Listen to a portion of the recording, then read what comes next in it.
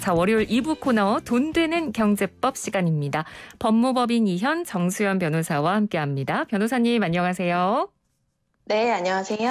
네, 오늘은 저희가 인테리어에 대한 이야기를 나눠볼까 합니다. 그래서 아마 관심이 있으신 분들도 많으실 것 같은데 뭐 요새야 뭐 부분적으로 셀프 인테리어 하시는 분들도 많으시겠지만 뭐 전체적으로 좀 큰 분야로 인테리어 할 때는 업체에 보통 맡기잖아요. 그렇다 보니까 네네. 네, 관련 피해 사례들도 요즘 많아지고 있나 봐요. 네, 사실 어제 제가 그 광명에 있는 인테리어 대형 쇼핑몰을 방문을 했는데요. 그 네. 거리두기에 불구하고 정말 많은 분들이 방문을 하셨더라고요. 제가 이제 본인이 머무르는 공간에 대한 관심이 코로나 시기가 길어지면서 굉장히 커진 것으로 보입니다. 네. 하지만 인테리어에 대한 수요가 급증하고 관련 업계가 호황을 누리고 있는 것의 이면에는 사실 자격 없는 업체들이 많아지고 이로 인한 부실 공사가 이어지면서 그 피해는 오로지 소비자들에게 미치게 되었습니다. 네. 지난달 한국소비자원에서 발표한 한국소비자원 상담 건수 증가율 자료를 한번 보면요. 네. 전년 동월 대비 각종 인테리어 설비 소비자원 상담 건수가 17% 증가한 것으로 나타났습니다. 네. 그래서 그 종류별로 한번 살펴보면 품질에 대한 불만이 가장 많았고 계약 불이행이라든지 AS 불만, 계약 해지 위약금에 대한 불만 순으로 상담건이 접수가 되고 있다고 합니다. 네, 그래서 특히 인테리어 공사의 경우에는 공사를 의뢰하는 쪽은 일반인이잖아요. 그렇죠. 그래서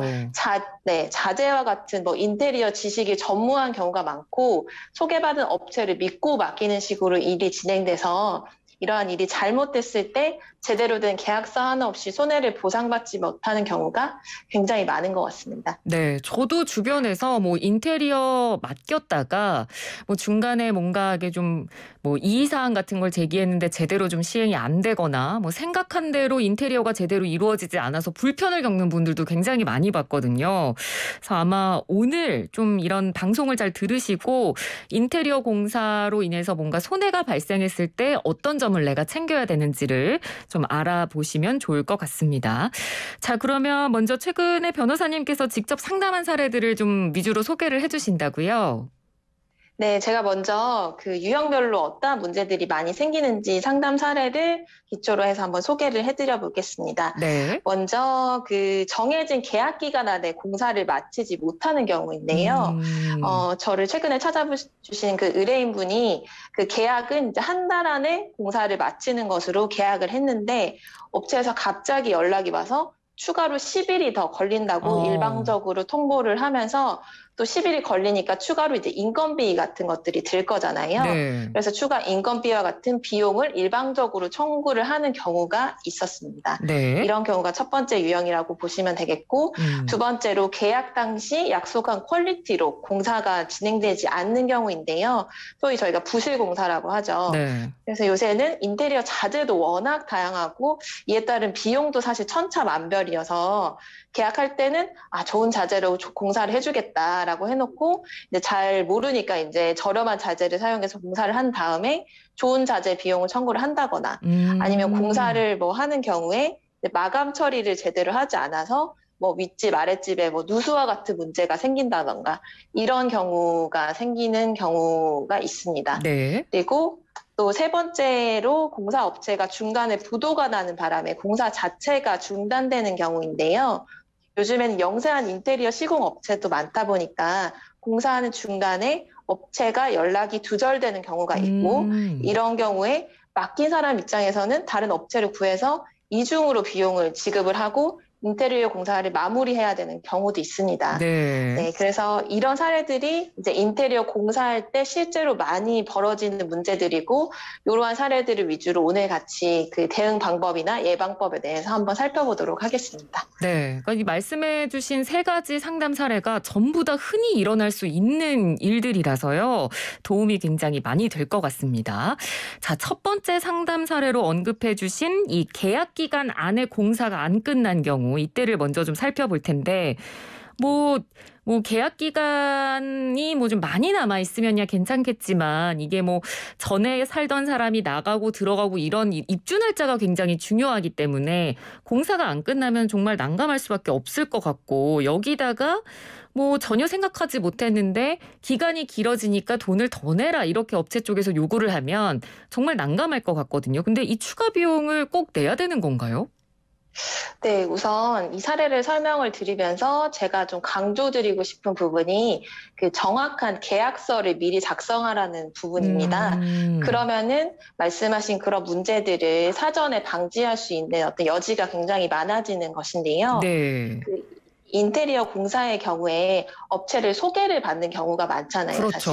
네. 네, 그래서 계약 체결 이전에는 원하시는 그 소개해 주신 분 봐서 원하시는 금액에 맞춰서 퀄리티도 맞춰서 요 기간 안에 할 수 있다는 식으로 이제 영업을 많이 하게 되죠. 그쵸. 하지만 계약금이 딱 입금되면 공사 진행이 그 약속대로 되지 않은 경우가 굉장히 많습니다. 음. 그래서인지 사실 문제가 되는 경우를 살펴보면 한번 여쭤봐요. 계약서를 그러면은 서로 교부 받으셨냐고 네. 여쭤봐서 그 계약서에 따라서 저희가 업무를 진행을 해드리려고 하면 저희는 계약서 뭐 서로 교환 안 했고 그냥 소개받은 분 믿고 했는데요. 이렇게 말씀하시는 분들이 아. 굉장히 많아요. 네네. 특히 요즘은 뭐 화장실이라든지 뭐 부엌이라든지 이런 소규모로 공사를 진행하는 부분들도 굉장히 많아서 네. 이런 경우에는 정식 계약서보다는 견적서를 이제 계약서 대신처럼 제공을 하고 네. 일방적으로 이제 고객이 동의하게끔 뭐 문자로 동의를 받는다든지 이렇게 공사를 진행하시는 경우가 많은데요. 제가 권해드리고 싶은 것은 믿을 만한 업체로 소개를 받았다고 하더라도 꼭 계약서를 받고 내용을 구체적으로 검토를 하신 다음 계약을 음. 체결하고 계약금을 입금을 하셔야 됩니다. 네, 네. 우선은 그래서 구체적으로 한번 들어가 보면은 네. 보통은 저희가 이렇게 예산을 짜게 되잖아요. 뭐 네. 1,000만 원짜리 공사, 저희는 예산이 한 1,500 정도 되니까 거기에 맞춰서 해주세요. 이렇게 계약을 많이 진행을 하시는데 네. 전체 예산은 정하시되 공사에 어떤 자재가 들어가는지 그리고 단가는 얼마인지 그리고 어떠한 모델의 뭐 가구라든지 아니면은 그 화장실에 들어가는 뭐 도기 같은 것들을 사용하는지도 굉장히 자세하게 작성하는 것이 나중에 추가 음. 비용 요구를 사실 막으실 수 있는 방법입니다. 사실 네. 그 어떤 게 이제 적정한 가격인지 알기 어려운 부분들도 그쵸. 있는데요.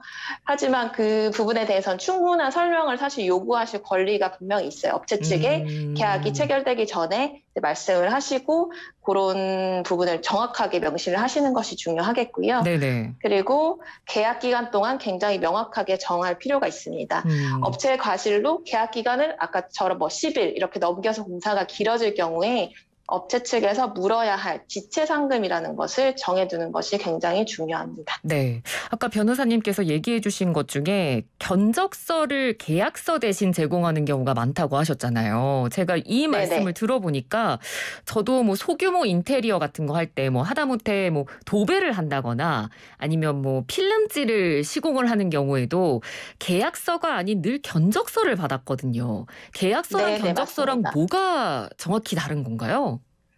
견적서와 같은 경우에는 말 그대로 어떤 자재라든지 그 인건비 단가라든지 이 공사를 진행을 했을 때 이 정도 비용이 듭니다라는 비용에 대한 어떤 제안서를 고객에게 제공을 하는 것이고요. 네. 거기에 대해서는 권리 의무 관계가 정해져 있지는 않습니다. 예를 들면 뭐 아. 기간이라든지 이게 잘못되었을 때 누군가가 책임을 지겠다. 사실 공사는 잘 되면 뭐 그 견적서로 끝나도 아무 상관이 없는데 네. 이게 잘못됐을 경우 그게 뭐 업체 탓이든 뭐 어떤 자연재해 문제든 어떤 사정 변경에 따라 가지고 이게 잘못됐을 때 누가 책임질 것인지가 음. 계약서에서는 핵심이라고 보셔도 무방한데요. 네. 사실 견적서의 경우에는 그런 권리 의무 관계를 정해놓지 않았기 때문에 계약서와는 큰 차이가 있다고 보실 수가 있겠죠. 그렇군요. 그래서 그 업체 측에 물어야 할 지체 상금을 정해두는 게 중요하다고 말씀을 해 주신 것 같은데 이 지체 상금에 대해서 좀 더 정확하게 설명을 좀 부탁드릴게요.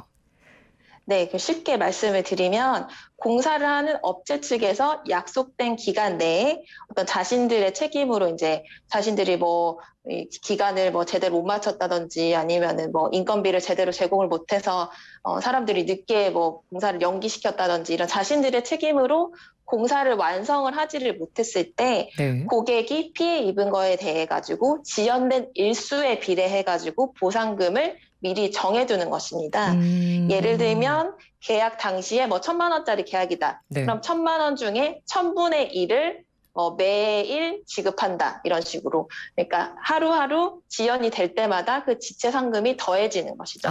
그래서 요거에 지체 상금을 덜 물려면 이제 공사업체 측에서는 빨리 공사를 마무리하게 되겠죠. 그렇죠. 그래서 이런 지체 상금을 지급하도록 계약을 체결을 하게 되고요. 하지만 인테리어 공사의 경우에는 최근에는 많이 개선이 됐습니다만 지체상금 규정조차 정하지 않고 계약을 맺어서 공사가 이제 차일피일 늦어지는데도 고객 입장에서는 발만 동동 구르는 그런 상황이 생기는 것이죠. 그렇군요. 지체 상금 정말 중요할 것 같고요. 저희가 뭐 오늘 인테리어 관련된 이 분쟁 이야기를 합니다만 항상 이 시간에 여러 가지 이 관련 이 분쟁들을 다루면서 정말 중요한 부분, 이런 계약서 같은 증거를 잘 남기는 게 가장 중요하다는 걸 이 시간을 통해서 저희도 많이 배우게 되는 것 같습니다. 자, 이 인테리어 공사도 견적서가 아닌 계약서를 잘 작성하셔야 된다는 거 기억하셔야 될 것 같고요. 자, 다음으로 가장 많이 문제가 되는 부분이 부실공사 부분입니다. 저도 얼마 전에 지인한테 들었는데 인테리어 공사를 마치고 난 다음에 계속해서 이 두꺼비 집이 내려가서 전기가 차단되는 일이 생긴다고 하더라고요. 네. 네, 근데 각각의 인테리어 업체들은 다 본인들 잘못이 아니라고 하는 상황이라서 원인을 찾지 못하고 있다는 얘기를 저도 지인한테 들었는데, 자, 이렇게 약속한 퀄리티대로 공사가 안 이루어지거나 부실 공사로 인해서 이런 뭐 누전이나 누수 이런 일이 생길 경우에는 어떻게 해결해야 되나요? 네, 우선 말씀하신 대로 이미 부실 공사는 된 상황이에요. 된 상황인데 AS 요구를 해도 받아들여지지 않는 그런 아까 지인분 같은 케이스를 한번 생각을 해볼 수가 있습니다. 먼저 이제 저희가 가장 쉽게 접근해 볼 수 있는 방법은 민사소송을 통해서 대상 업체에 대한 손해배상 청구 소송을 진행하실 수가 있습니다. 아까 그 케이스 같은 경우에는 지금 책임 소재가 불분명하기 때문에 우선은 당사자를 여러 명으로 해서 소송을 진행할 수가 있겠죠.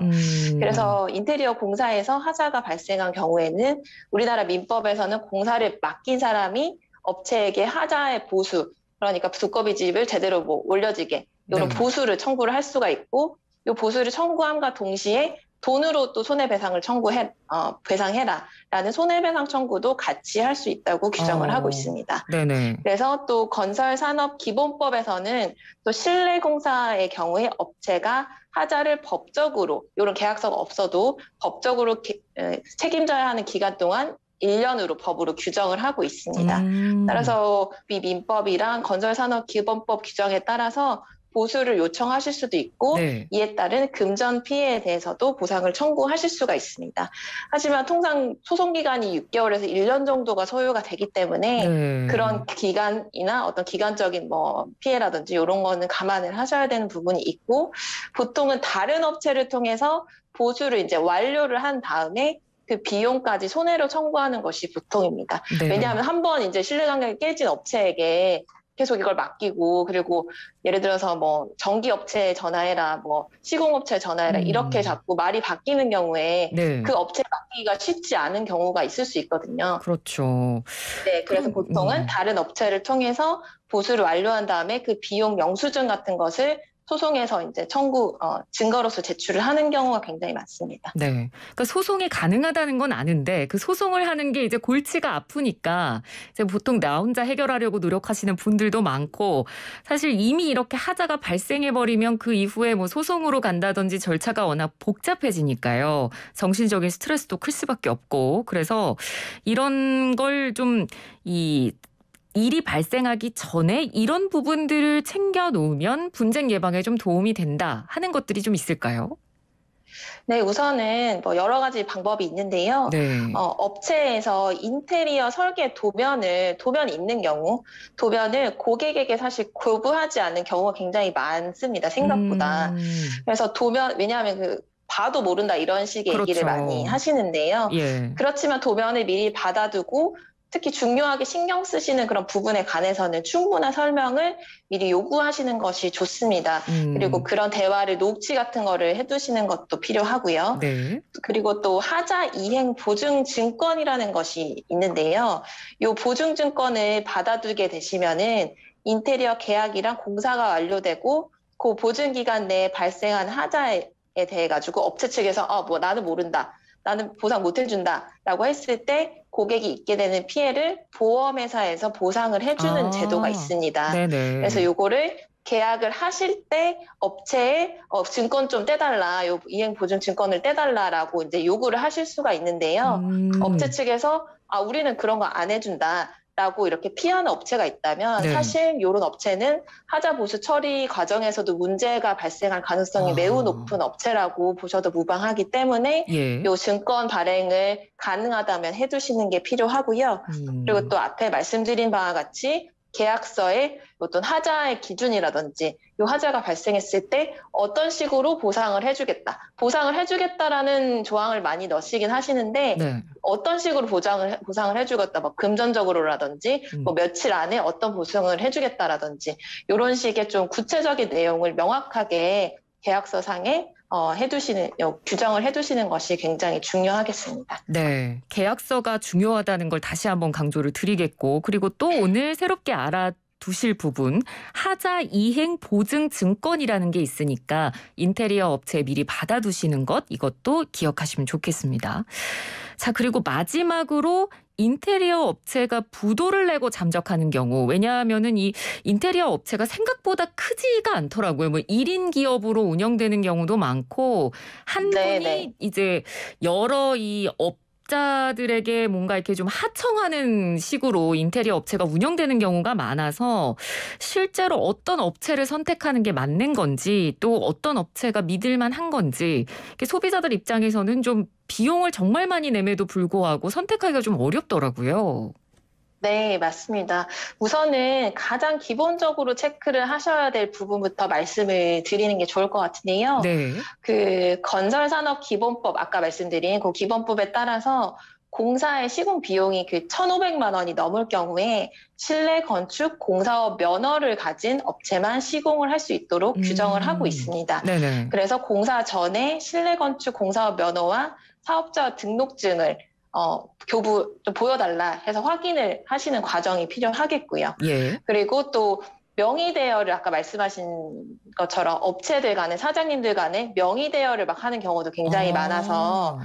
법인 대표자랑 계약서에 기재하는 당사자 이름이 같은지를 확인도 하셔야 되고, 네. 그리고 면허를 가지고 있는 업체 대표자가 그 업체가 공사를 실질적으로 하시는지도 한두 번쯤은 확인을 꼭 하셔야 될 필요가 있습니다. 네. 그래서 예를 들면 뭐 평당 인테리어 단가가 뭐 100만 원에서 150만 원 선이라고 보면은 사실 소규모 공사의 경우에는 아까 말씀드린 1,500만 원짜리 언더의 공사가 사실 많은 경우를 차지하기도 하는데요. 네네. 이런 경우에는 면허가 사실 의무는 아니기 때문에 아. 에 신고된 사업자 등록부상 소재지에 실제 이 사업자가 존재하는지부터 확인을 하시고, 그래도 가급적 면허 등록된 업체를 이용하시는 것이 좋습니다. 네. 그리고 요거는 좀 테크니컬한 부분이긴 한데, 그 잔금 지급 일정을 마지막 완공일자에 하자에 대한 검수를 마친 후에 지급하는 아. 것으로 정하는 것도 하나의 방법입니다. 보통은 성금을 굉장히 많이 주신다거나 아니면 음. 잔금을 굉장히 뭐 형식적으로 이렇게 남겨두시는 어떤 그런 공사들도 많은데요. 네네. 왜냐하면 그 공사 대금이 들어와야 이 업체들도 영세한 업체들은 좀 자재 대금을 치르고 이렇게 공사가 진행된다고 말씀하시면서 그렇게 진행되는 경우가 많은데, 네. 가능하다면 조금 걱정이 된다, 업체의 어떤 상황이라든지 걱정이 된다라고 하시면은 잔금 지급 일정을 좀 조율을 하셔서 최초로 음. 계약을 하시는 것도 필요하겠습니다. 네. 그리고 그 인테리어 공사 업체 중에 영세하다 보니까 이 하도급 시공 업체에게 돈을 주지 않아서 공사 자체에 문제가 생기는 경우도 있다고 들었거든요. 네, 사실 요거는 제가 진행하고 있는 사건에서 발생한 일인데요. 네. 그 한 인테리어 공사 A라는 곳에 맡겼는데, 그 A가 이제 B라는 업체에 뭐 시공을 이제 다시 하도급을 맡긴 거죠. 음. 근데 저희랑 직접 계약한 그 업체가 부도가 나면서 요 아. 하도급을 맡긴 업체한테 돈을 못 주니까 이 업체에서는 우리는 돈 못 받았으니까 공사를 못 한 거다. 라고 하면서 어느 누구도 이제 책임지지 않는 상황이 된 거죠. 네. 그래서 이럴 경우에는 사실 이럴 경우를 대비해서 계약서에도 이런 경우도 계약 해지나 손해배상 청구가 가능한 사유로 규정을 해놓은 것이 필요하고요. 제가 진행한 사건 같은 경우에는 3자가 이제 만나서 어떤 합의서를 작성을 해서 어느 기간까지 공사가 안 될 경우 위약금을 문다라든지 이런 책임 관계를 명확하게 2차적으로 한번 해두시는 것도 필요하겠습니다. 네, 정말 다시 한번 계약서의 중요성을 실감을 하게 됩니다. 자, 오늘 아마 관심이 있으신 분들이 많으실 것 같습니다. 인테리어나 리모델링 관련 법률 분쟁에 대해서 자주 발생하는 사례들을 중심으로 저희가 해결 방법, 예방법 좀 알려드렸는데, 자, 마지막으로 청취자 여러분께 이거 하나만큼은 꼭 기억해라 하는 게 있으시다면요. 네, 우선은 그 첫 번째로 이제 검증된 업체를 말씀드렸다시피 선정을 하는 것. 네. 그래서 소규모 공사이더라도 하자 보수를 담보받을 수 있는 업체를 잘 선정을 하시는 게 중요하겠습니다. 사실 대기업이라고 다 괜찮다 뭐 이런 것이 아니라 내가 법적 테두리 안에서 보호받을 수 있는 업체를 선정하시는 게 굉장히 중요하겠죠. 예. 그리고 계약서 작성에 좀 많은 노력을 들일 필요가 있겠는데요.